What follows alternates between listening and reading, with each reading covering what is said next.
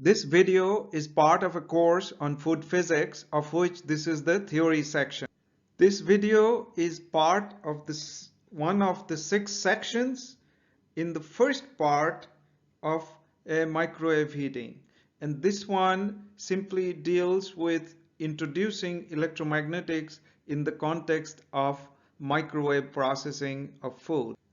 Part 2 of this would talk about heat and mass transfer in the context of microwave food processing. But in part 1, the other 5 sections follow electromagnetics, and the very next one would be electromagnetics in the context of a simple geometry. I really want to slowly build up the sections, and that's why I have 6 sections in this part that I already mentioned, and they are: first we talk about just introducing the microwaves, and then we talk about microwave propagation in a simple geometry such as a slab, and then how microwaves are absorbed, and talk about food properties there, the dielectric properties. Then we talk about what happens to waves inside a microwave oven. Then we talk about what food factors affect the microwave absorption, and then finally what oven factors affect microwave absorption.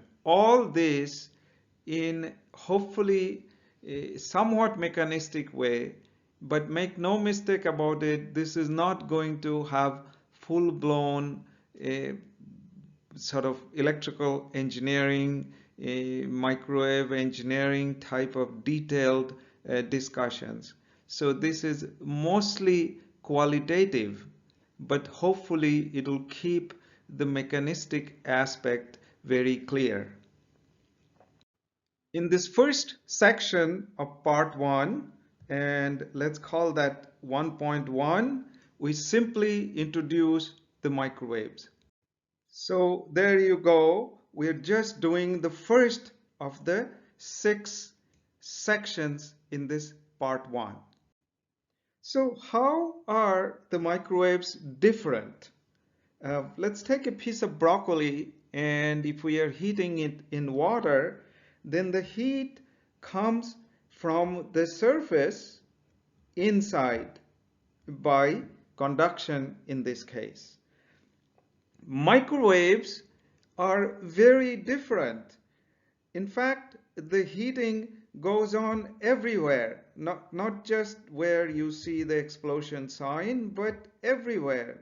In fact, you know that the microwave oven air is cold, so obviously the oven air is not doing the heating. The waves are being absorbed in the broccoli, and that is doing the heating. So it's fundamentally different. If anything, heat is being lost in case of microwave heating because the surroundings are colder.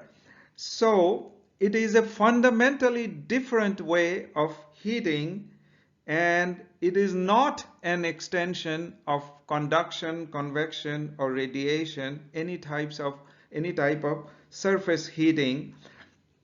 Basically, then the waves dump their energy over the entire volume. What are microwaves?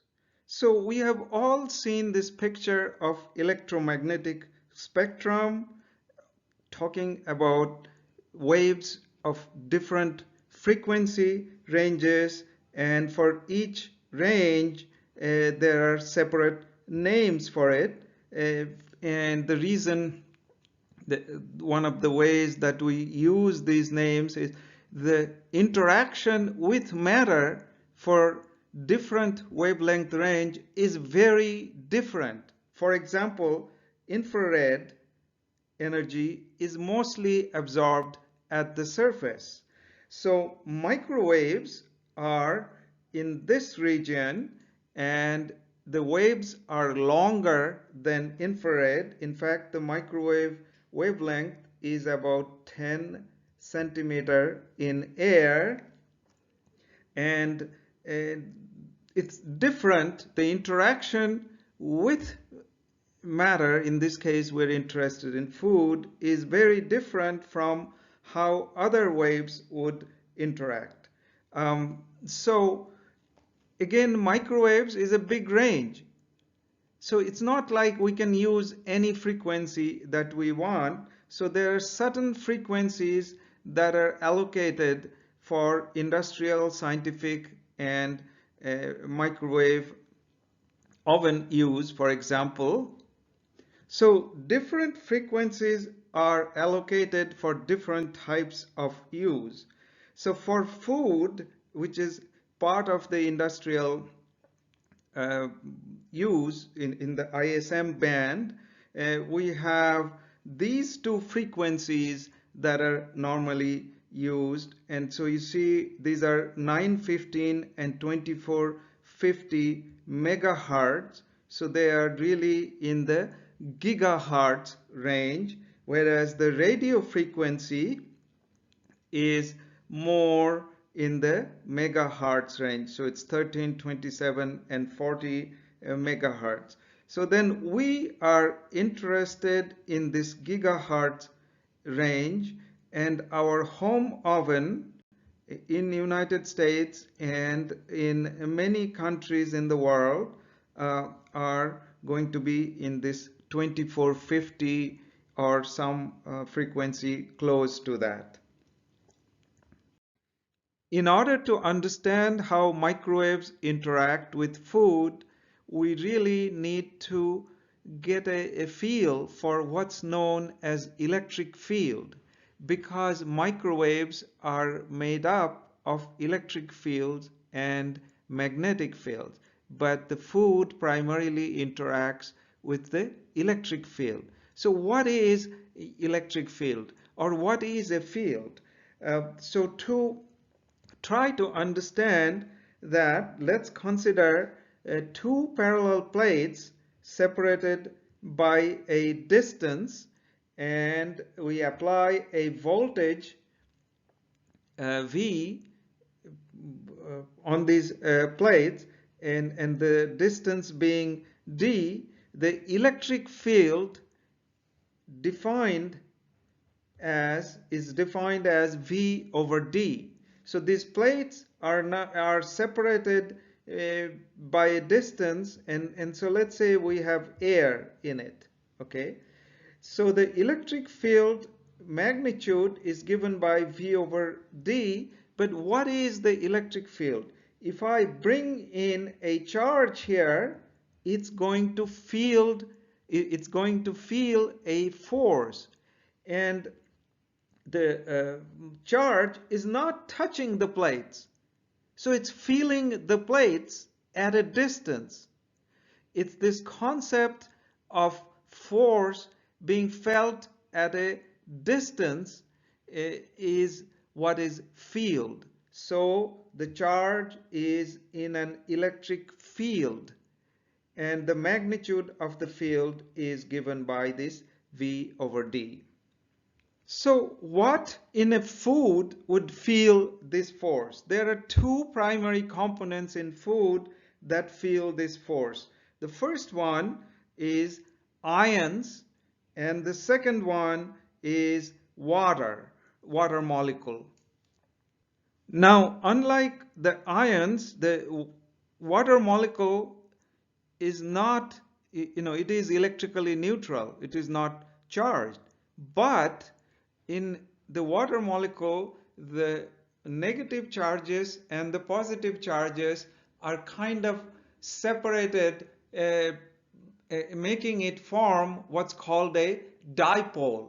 Because of this dipole effect with the associated charges, it will try to orient itself along the field. So when I apply the field, it will try to orient. That is the mode of interaction. And then in case of the ions, charged particles, they can move, as you can see here. Positive charge and the negative charge. So when I apply the field, the water molecule will rotate, try to orient, and the ions will move depending on the direction of the field. Now this is in a static electric field. What will happen if I make this side of the plate as positive and the other side would be negative? Then the water molecule will try to again orient itself, and so if I keep changing the voltage, it will keep trying to reorient, and the electromagnetic wave does exactly this. It keeps flipping the direction of the field, which we will see in a second. Here is what an electromagnetic field looks like.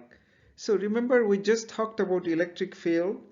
So here we have the electric field that's in red is oscillating. It's changing directions in the z direction. And this oscillating electric field in red produces a magnetic field that is in blue, and that is oscillating in the x direction. And the wave itself, so it's a wave that has this oscillating electric field and a magnetic field. The wave itself is traveling perpendicular to this electric and magnetic field directions. So in this case, it's going in the y direction. So what we have here is oscillating electric and magnetic fields at perpendicular directions, and it's traveling in the third direction. That's what describes an electromagnetic wave. So back to our water molecule and the ions, but this time under the influence of rapidly varying electromagnetic waves.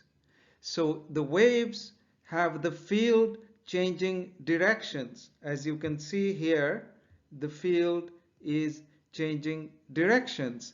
And so because the field is changing directions and the water molecule tries to follow the field, it's going to do something like this, or the ions would do something like this, except that the field is changing directions very rapidly. In case of the microwaves that we are talking about for the home oven, it is 2.45 billion times a second. So 2.45 billion times each second, the waves change their directions, and the water molecule and ions try to follow this changing direction of the field. That is what generates the heat. So heat is nothing but conversion of the electromagnetic energy into thermal energy. It's the dissipation of electromagnetic energy that generates the thermal energy or the heating. Just a little more into the electromagnetic field. What we have is a time varying electric field. As you see, the E is varying with time. So a time varying electric field produces a time varying magnetic field, and then the time varying magnetic field in turn produces time varying electric field. So one is dependent on the other, and so with these two varying at right angles, the wave travels perpendicular to those fields. If there is any of us math inclined, we can see that the time varying electric field produces the magnetic field, and the time varying magnetic field produces the electric field. Those two equations are very fundamental, and they are the major part of the Maxwell's equations of electromagnetics. Again, you can skip this slide if you are not interested in looking at the math, but it is the Maxwell's equations that describe this electromagnetic wave. As you can see here, these waves here are sinusoidal, given by this equation, and so when it is sinusoidal, then the Maxwell's equations look like this. So this one says a time-varying magnetic field gives rise to electric field. This one says a time-varying electric field gives rise to magnetic field, and then these are the two fundamental postulates of electrostatics and magnetostatics. Together, these are the equations called Maxwell's equations, and they give us the two fields, electric field and magnetic fields, and they're all vector quantities, so we get three components of them. And so to get the true solution for a situation, we really have to solve this equation for that particular situation or condition. To summarize this little part, then, electromagnetic waves have electric field and magnetic field that oscillate at perpendicular to each other, and the way the wave travels still perpendicular to both electric and magnetic field. But the electric field then makes components in food like the water molecule and water and ions move, and it is the movement, because the field is changing directions, then the water molecules and ions are trying to follow the field. This movement generates heat. This heat is nothing but electromagnetic energy converted into thermal energy, and it's the dissipation of the electromagnetic energy. So in the next slide, we're going to see how these waves travel in a simple geometry like a slab.